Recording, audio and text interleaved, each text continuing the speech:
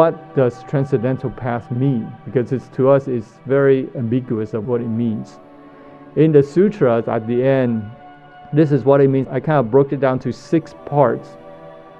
One is that for those who have listened, humans and heaven beings who listened, and they end up departing from the worldly defilements and attained pure Dharma eyes, and also attain Anagamant. Anagamant is the 3rd fruit of the total path of sagehood, the non-returner.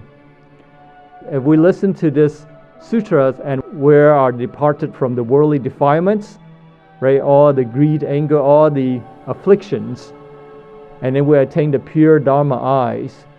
When we see things, we see the Dharma. In other words, we see conditionality, and we attain sagehood, and that is, we are on the transcendental path. So that's one way of getting on the transcendental path. The second are the bhikkhus, monks, who have ended all afflictions. In other words, they have achieved arhatship.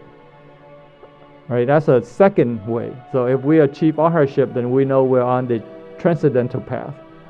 The third is for bodhisattvas who have achieved the non-regressive state towards the bodhi, meaning that you will not give up the aspiration to achieve enlightenment and to help others. Then you are on the transcendental path. The fourth is sentient beings attaining enduring state of non-regression. You may face obstacles, hardships, internally or externally. You don't give up and you continue. And the fifth is those who have never aspired to achieve ultimate wisdom now have vowed to do so. Before we were in the pursuit of fame, fortune, all the worldly desires, but now we have aspiration to achieve something more meaningful, ultimate enlightenment. So that is a sign that we are on the transcendental path. And then lastly, those who have planted good roots, vowing for rebirth in Sukhavati to see Amitabha. Before, we were just only dreaming to realize our desires, right? New cars, new houses, and whatnot. But now we have the desire to do good deeds. And not only that, but to vow for rebirth in Sukhavati and to see Amitabha. Therefore, without reading the sutra, it's very difficult to understand what he meant by transcendental path. After we read the sutra, we should reflect on this. Given that we've read the sutra and we should be on the transcendental path, what does it mean to us? And we should ask, have we set foot on the transcendental path? Which one of these groups that we belong to? We should identify ourselves with one of these 6 groups in order to resonate with these sutras and to assure ourselves that we have set foot on the transcendental path. How do we know that we are actually on the transcendental path? If we look at these 6 levels, attaining anagamans, be free from the worldly defilements, ending all afflictions, achieve non-regressive state, aspire for ultimate enlightenment, and do good deeds, and vow for rebirth in Sukhavati. Number 6 here is the very least we should have this aspiration in order to be on the transcendental path. There are many levels of transcendental path, but if we are willing to do good deeds to help those around us, and we vow for rebirth in Sukhavati, we have joyful faith, we want to be there, and we want to see Amitabha, the glory of Amitabha, then we know that we are on the transcendental path. We should at least identify ourselves with this in order to be on the transcendental path. If we don't have this aspiration, then we are not yet on the transcendental path according to the sutra. To vow for rebirth. What this means here is that we feel this pull towards unconditionality. Not meaning that we don't have any more interest towards worldly, mundane things. And we're being pulled towards unconditionality. Perhaps we realize the peacefulness, the meaningfulness of it, that we're not being pulled towards unconditionality. But that feeling alone is not enough, because we have to understand why we're being pulled towards that. Some people vow for rebirth in Sukhavati, not because they are on the transcendental path, Why is that?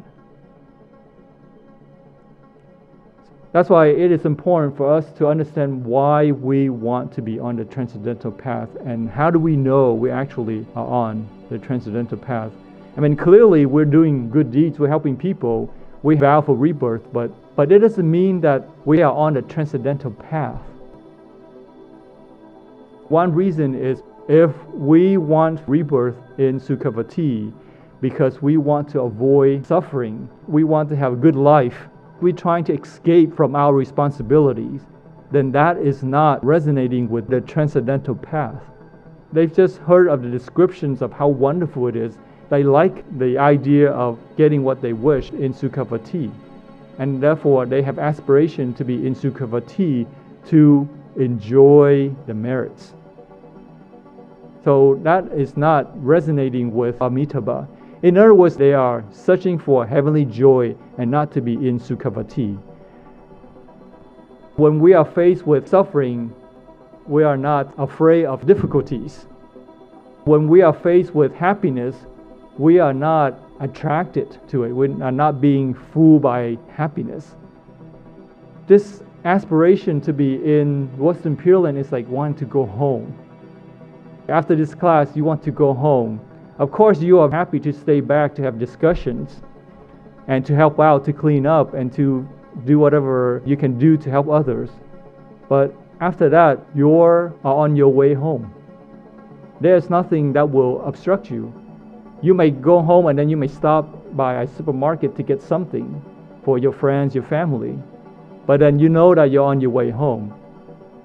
And when we feel this pull, this gravitational pull towards unconditionality, towards Sukhavati, then whether there are many difficulties or not, it doesn't matter. There are many difficulties to obstruct us, like your friends and families and all the wonderful things. But it doesn't mean that we throw them all away. It doesn't mean that we shut them out. But we fulfill our responsibilities with families. We treat them with respect, with love. But we have no expectation for them to return the good treatment. But then naturally they will want to treat us nice in return. We don't expect anything from them. We want them to be with us on the transcendental path. Good friends and family, those are not real obstructions. If they need help, financial help, we help them. Of course, it has to be legitimate financial help, not to go gambling. When it is time for us to need help, we don't even have to ask. They will be there to support us. They will not obstruct us. So the key here is not to run away from obstructions, but to resolve obstructions. Of course, when we say they obstruct us, it is us obstructing ourselves. Right? Mr. Chen yesterday says the outside world there's nothing wrong with it. It's our thinking, our view. So when we say people obstructing us, it's not really they obstructing us, but we are creating this fear. We have a strong selfish desire to be in a good place, and we don't want them to come with us to disturb us. And that's why we are obstructing ourselves, because we create this selfish desire, and therefore we have this fear. If you have desire for money, there will be fear of losing money. If you have desire for relationships, for love, for respect, you will have fear of losing respect. So for every desire, there is fear associated with it. But when you help somebody, you are making stops on your way home. You can stop temporarily, but don't get stuck. You can stop, help them. Once they have been helped, you can move on, right? You can move on towards your destination. So we should ask ourselves, are we on the transcendental path? And how do we know that we're actually on the transcendental path? It's when in our heart we have this yearning to be at home. But along the way, we don't mind stopping to help others.